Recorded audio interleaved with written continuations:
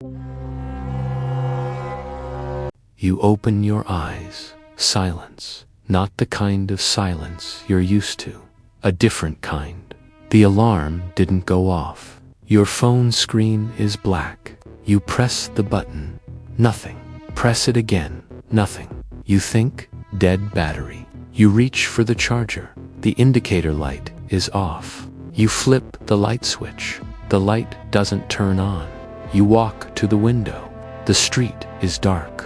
Not because it's early, because the street lights are off. The traffic lights are off. The windows of the buildings across the street are black. You don't know what time it is. You don't know what happened. You're standing in a dark apartment, and for the first time in years, you have no access to information. None at all. This is not the end of the world. This is the end of the system. And right now, you're going to learn the difference. We got used to thinking of them as just companies, names on signs, logos on devices, tickers on stock exchanges. But they stopped being companies a long time ago. They became the foundation, not of the economy, of reality.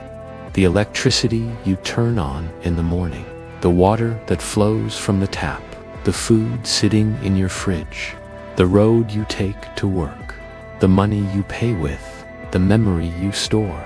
Behind each of these actions is a chain that runs through dozens of corporations. And that chain just snapped, not in one place, everywhere. Day one, hour one, you walk out of your apartment. The hallway is dark. The elevator doesn't work. You take the stairs. Outside, people, they're standing, looking at their phones. Screens black. Someone is trying to start a car. A modern automobile contains between 1,000 and 3,000 semiconductor chips. Engine management chip, braking system chip, electric power steering chip, climate control chip, airbags, chip navigation chip.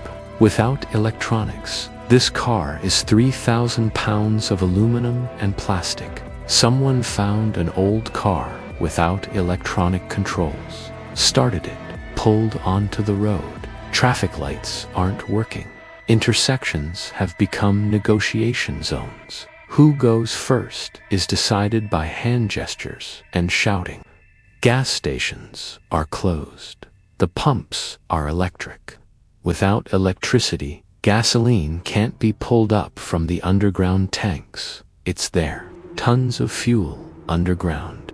But you can't get to it. You're standing on the sidewalk, and you realize you can't make a call, can't send a text, can't check the news, can't find out what happened, can't open a map.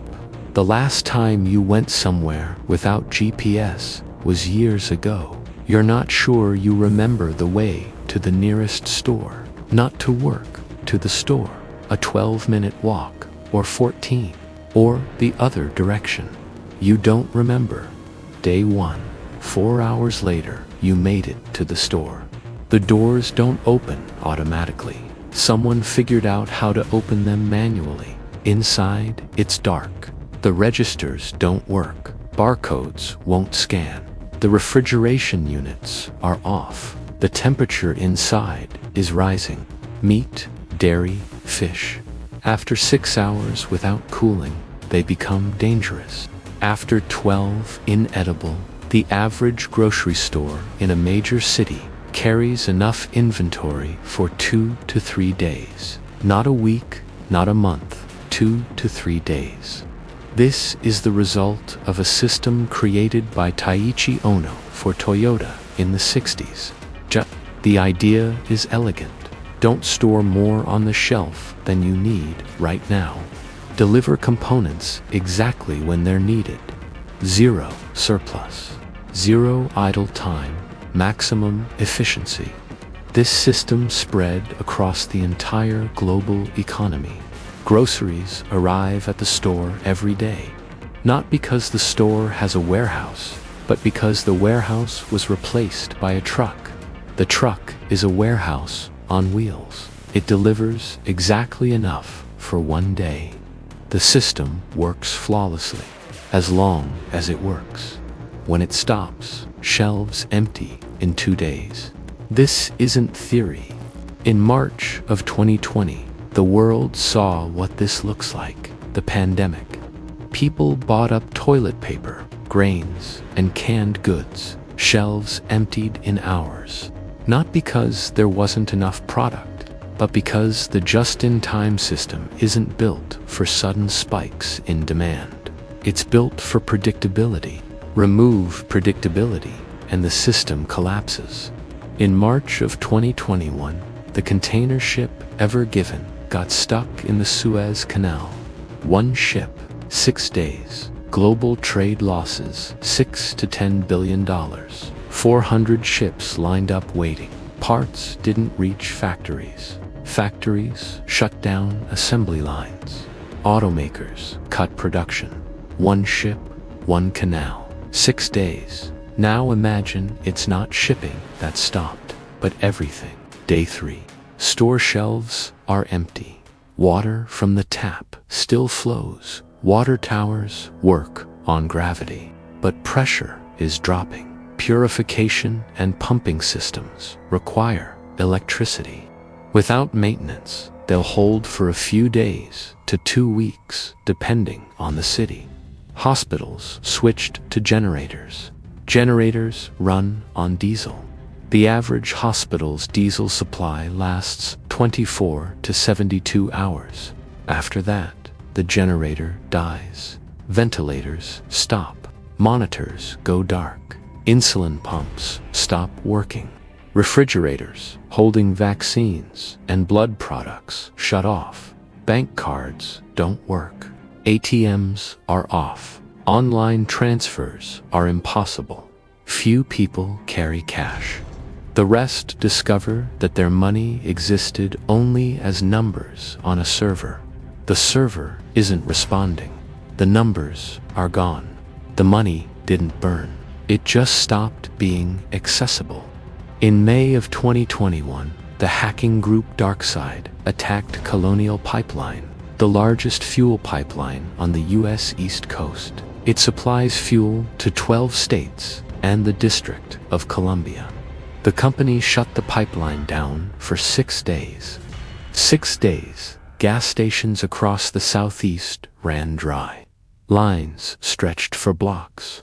People started filling plastic bags with gasoline. Gas prices hit a 6-year high. 6 days, one pipeline, one password that someone cracked. Now imagine it's not one pipeline that stopped, but all of them. What do you do? Stay in the city and wait for things to come back online, or leave for somewhere people still know how to live without the system. Week 1.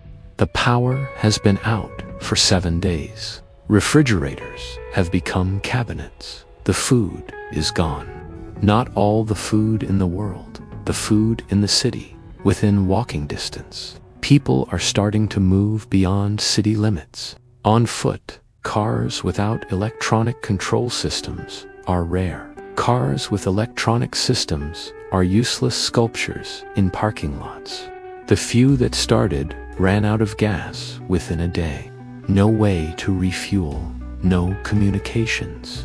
You don't know what's happening in the next town. You don't know if hospitals are running. You don't know if there's water 12 miles to the north. You were used to having the answer to any question in your pocket. The phone, a pocket library, a pocket navigator, a pocket translator, a pocket doctor, a pocket bank, a pocket memory. The phone is dead.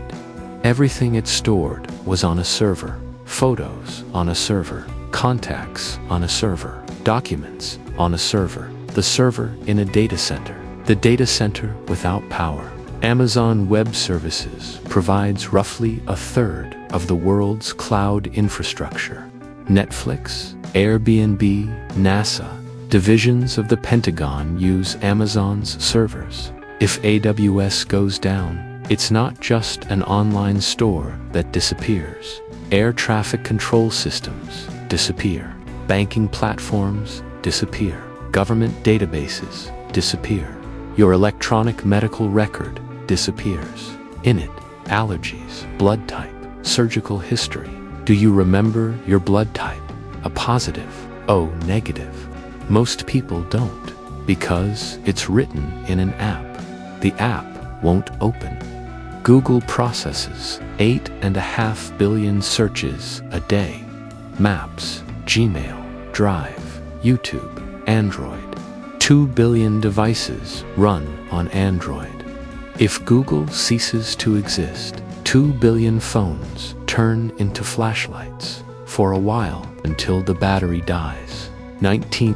The average household had a phone book, a paper map, an encyclopedia, and a photo album. 26 years later, all four are gone. They weren't replaced, they were absorbed by one device that won't turn on. Month 1, 30 days have passed. In some areas, power has been partially restored, but the manufacturing chain is broken. And here's why. 90% of the world's most advanced semiconductors are produced by one company, TSMC, Taiwan Semiconductor Manufacturing Company. One company, one island. The chip inside your phone, laptop, car, medical device, traffic light, ATM, coffee maker. There's a high probability it was made at one of TSMC's facilities. Apple, AMD, Nvidia, Qualcomm, Broadcom, all of them are TSMC's clients. They design the chips, TSMC manufactures them. Building a new advanced chip fabrication plant takes 3 to 4 years, cost $10 to $20 billion. Staff, thousands of engineers with highly specialized training. The equipment for lithography is made by one company in the world, ASML, the Netherlands. One company, one country. One machine costs between $150 million and $350 million. Lead time, 18 months to 2 years. Installation and calibration, months more. In 2021, the global chip shortage costs the auto industry more than $200 billion. General Motors, Ford, and Toyota shut down assembly lines for weeks. Not because they ran out of steel, because they ran out of chips. Tiny slivers of silicon the size of a fingernail, without which you can't build a $50,000 car. The entire chain depends on every link. Pull one out and the rest fall apart. This isn't a weakness of the system. This is the design of the system. Efficiency requires connectivity. Connectivity creates vulnerability.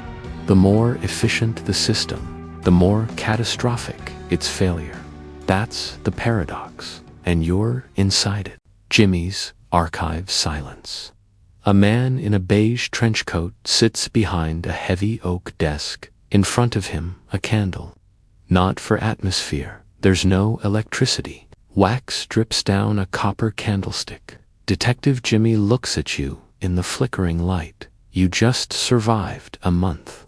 A month without power, without communications, without stocked shelves, without maps, without money in any familiar sense. And you discovered that everything you thought was solid was held up by things you never noticed. Snail, wearing a tiny trench coat and a fedora, sits on the edge of the candlestick.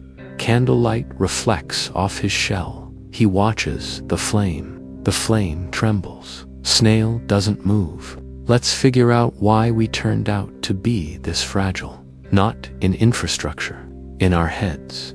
Every mechanism I'm about to open explains not why the system broke, but why you weren't ready for it, and why you'll never be ready unless you understand how your own psychology works. Phenomenon 1. Normalcy bias. Jimmy pulls a newspaper headline from his case file. Large letters. This can't happen. Psychologists have long described a phenomenon called normalcy bias. The brain gets used to things working. Lights turn on, water flows, the store is open. When these stop working, the first reaction isn't panic, it's denial. It's temporary. They'll fix it soon. This can't be happening. Disaster researchers document this pattern again and again. During building evacuations, people spend an average of 30 seconds to several minutes simply accepting that the danger is real. They gather their things, close the windows, look for their keys, instead of walking out, because the brain refuses to accept that normalcy has ended. Amanda Ripley, journalist and author of The Unthinkable, described 3 phases of disaster response. First, denial. Second, deliberation. Third, decisive action. Most people get stuck in the first phase far longer than they think. They don't panic, they freeze. They wait for someone else to solve the problem. Snail on Jimmy's desk sits next to an overturned glass of water. Water is spreading across the table. Snail doesn't move. He watches the water. The water is getting closer. Snail is still watching because water has never spread across the table before, so this isn't happening. Psychological first aid. Ripley recommends a simple practice: mental rehearsal. When you enter a building, note where the exits are. When you sit down on a plane, count the rows to the nearest exit. Not because disaster will happen, but because, in the moment of disaster, the brain uses pre-recorded routes. If there's no route, the brain freezes. If there is a route, the body acts. Google normalcy bias, disaster psychology, Amanda Ripley, The Unthinkable, Phenomenon. 2. Learned helplessness. Jimmy opens the middle case file. Inside, a photograph of a dog in a cage, black and white, a laboratory. In 1967, psychologist Martin Seligman ran an experiment that changed our understanding of depression and motivation. Dogs were placed in a cage with an electrified floor. One group could stop the shock by pressing a lever. The other couldn't affect the shock at all. The lever didn't work. After some time, dogs from both groups were moved to a new cage. In this cage, avoiding the shock was easy. Just jump over a low barrier. Dogs from the first group figured it out quickly and jumped. Dogs from the second group lay down on the floor and didn't move. They didn't even try. They had learned that their actions didn't matter. Seligman called this learned helplessness. When you go long enough without controlling the outcome, you stop trying, even when control returns. Now, think about yourself. You can't remember the route without GPS. You can't do mental math because there's a calculator. You can't remember phone numbers because they're in your contacts. You can't navigate by the sun because there's GPS. You don't cook without a recipe from the internet, not because you're stupid, but because every time you delegated a skill to a machine, your brain logged, "Not my job." The device handles this. After 10 years of delegating, the brain stops trying, not from laziness, from learned helplessness. The system took the skill, and you agreed. Snail on Jimmy's desk stands in front of an open gap between case files. The gap is clear, but Snail doesn't crawl. He sits, because the last 5 times he tried, the gap was closed. It's open now, but he doesn't know that, because he stopped checking. Psychological first aid. Seligman later developed a concept he called learned optimism, the antidote to helplessness. The key practice: every time a situation feels unmanageable, break it into 3 questions. Is this permanent or temporary? Does this affect everything or one specific area? Does this depend on me or on external circumstances? More often than not, the answer is less catastrophic than it seems. Google Martin Seligman, learned helplessness, learned optimism, Phenomenon 3. Normal accidents. Jimmy pulls a diagram from the case file. On it, a network of lines connecting dots. Each dot is an element of a system. The lines are so dense, the diagram looks like a spider web. Sociologist Charles Perrault published the book Normal Accidents in 1984. His thesis is simple and uncomfortable. In complex systems with tightly coupled components, catastrophes are not the exception. They are inevitable. Perrault studied the 3 Mile Island nuclear accident in 1979. He found that the cause wasn't human error or equipment defects. It was the architecture of the system itself. When components are so tightly linked that a failure in one inevitably triggers a failure in the next, the cascade cannot be stopped.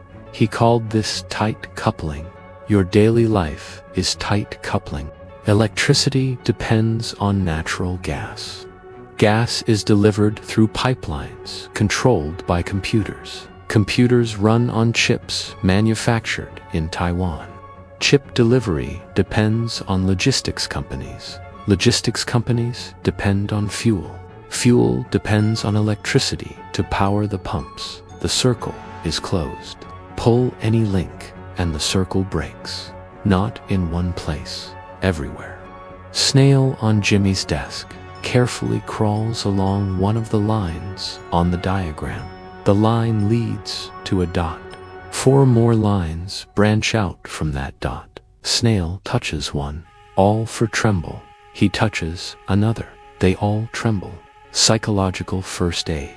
Perrault didn't propose dismantling complex systems. He proposed understanding that some accidents cannot be prevented but can be prepared for. He recommended loose coupling, weakening the connections. On a personal scale, this means don't tie everything to one system. Don't store everything in the cloud. Keep a paper list of contacts. Know the route to the hospital without GPS. This isn't paranoia. It's engineering culture. Google Charles Perrault, Normal Accidents, Tight Coupling Systems, Theory. Phenomenon 4, the Jevons Paradox. Jimmy picks up 2 objects from the desk. In one hand, an old, thick candle. In the other, an LED bulb. Economist William Stanley Jevons noticed a paradox in 1865. When steam engines became more efficient, coal consumption didn't decrease, it increased, because efficiency made energy cheaper, and cheaper energy increased demand. More machines, more factories, more coal, Jevons concluded. Increasing the efficiency of resource use increases its consumption, not decreases it. This is the Jevons paradox. Now apply this to technology dependence. The smartphone made life more efficient. One call instead of a trip. One app instead of 10 errands. One digital card instead of a folder of documents. Efficiency went up, but so did dependence. The more convenient the phone became, the more functions you handed over to it. The more functions you handed over, the harder it became to live without. You didn't become freer. You became more efficient, and efficiency bound you tighter than any chain. Snail on Jimmy's desk looks at 2 candles. One burns brightly, the other barely flickers. Snail crawls toward the bright one. The bright one goes out. The dim one keeps burning. Psychological first aid. Recognizing the Jevons paradox doesn't mean rejecting efficiency. It means asking a simple question. Every time a new tool makes something easier, ask yourself, is it making me freer or more dependent? If things got simpler, but you can't function without the tool now, that's not simplification. That's a transfer of control. Google Jevons paradox efficiency, rebound effect economics. Phenomenon 5, skill atrophy. Jimmy opens the last case file. Inside, 2 photographs. In the first, a person holding a paper map. In the second, a person holding a phone. The first is looking ahead. The second is looking down. Researcher Raja Parasuraman at George Mason University studied how automation affects pilot skills. His finding was uncomfortable. The more functions the autopilot takes over, the worse pilots perform in manual mode. Not because their training got worse, but because a skill that isn't used degrades. The brain reallocates resources. Neural pathways responsible for unused skills weaken, others strengthen. This is neuroplasticity. It works both ways. It strengthens what you practice and dismantles what you abandon. Your grandfather could fix an engine, navigate by the stars, and grow food. You can order delivery, set a route, and Google a recipe. Both skill sets work, as long as the system they're built on works. Your grandfather's skills work without electricity. Yours don't. This isn't nostalgia. This is an engineering vulnerability. Snail on Jimmy's desk slowly crawls toward the edge. He stops, looks down. He used to know how to climb down. A long time ago. He doesn't remember how. Because, for the past few years, someone always carried him down. Invisibility is not power, it's a sentence. For every skill you handed to a machine and forgot was ever yours. Psychological first aid. Parasuraman recommended a practice called the Skill Maintenance Protocol. Regularly perform a task manually, even when automation is available. Once a week, navigate a route from memory. Once a month, do a complex calculation in your head. Write down 10 important phone numbers on paper. Not because technology will fail, but because you shouldn't fail with it. Google Raja Parasuraman, Automation Complacency Skill Degradation. Jimmy closes the last case file. I'm just a detective, not a doctor, not a therapist. If anything from this archive hit close to home, please talk to a professional. They know far more than I do. Snail sits on the corner of the desk. The candle has nearly burned out. Wax has hardened at the base. The flame trembles. Snail's shadow on the wall is huge, bigger than Snail himself, but it's only a shadow. Author's note: when I started working on this video, I thought it would be about infrastructure, about chips, pipelines, and servers. Turned out it's a video about me, and most likely about you too. I tried spending one day without my phone. I didn't turn it off, just put it in a drawer for 12 hours. The result was humiliating. I couldn't remember my wife's number. Couldn't find my way to a place I'd been to dozens of times because I'd always driven there using the navigator. Couldn't pay for coffee because I had no cash and my card was linked to my phone. In 12 hours I discovered that without the device in my pocket I am functionally helpless. Not emotionally. Functionally. Seligman's learned helplessness isn't just about dogs in a cage, it's about every one of us. Every time I tell my phone to plot a route instead of memorizing the road, I hand it a piece of my autonomy.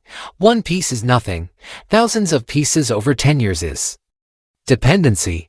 Perot showed that in complex, tightly coupled systems, accidents aren't possible, they're inevitable. And that's not a scare tactic, it's math. One TSMC factory in Taiwan produces chips for half the world's electronics. One company, ASML in the Netherlands, makes the machines for that factory. One container ship in the Suez Canal cost the global economy billions. The system works brilliantly.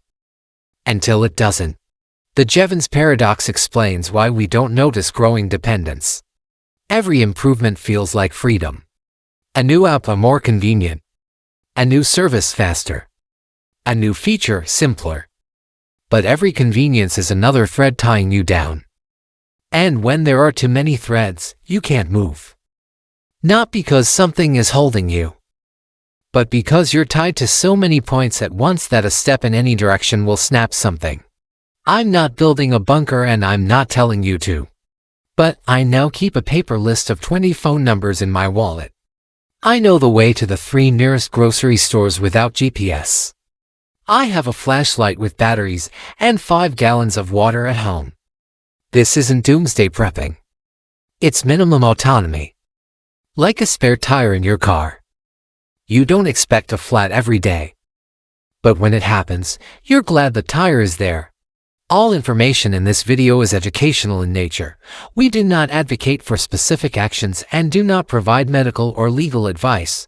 In difficult situations, please consult a professional. Subscribe and check the community tab right on our channel. That's where we choose the next investigation, and your vote decides where we go next. Stay safe. This was Detective Jimmy and Snail. See you in the shadows.